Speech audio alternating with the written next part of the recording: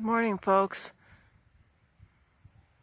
This is Wednesday, August 12th, Southern Oregon, and they decided to microwave the sky.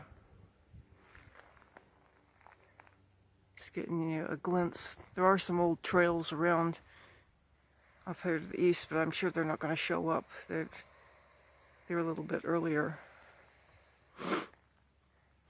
I guess the terrorists want to make sure that not a drop of rain falls.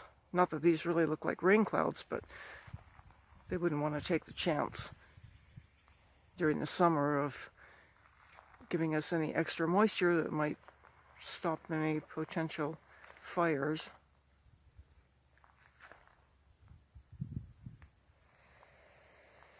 Let's clear off this way.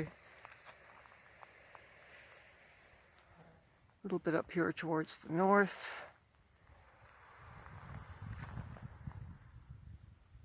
Just some remnants, I guess, that broke off from the main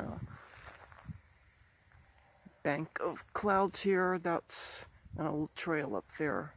I don't think that that'll show up. Probably not. Anyway, just thought I'd give you a peek at what's going on today. And I hope wherever you are, you're safe and taken care of.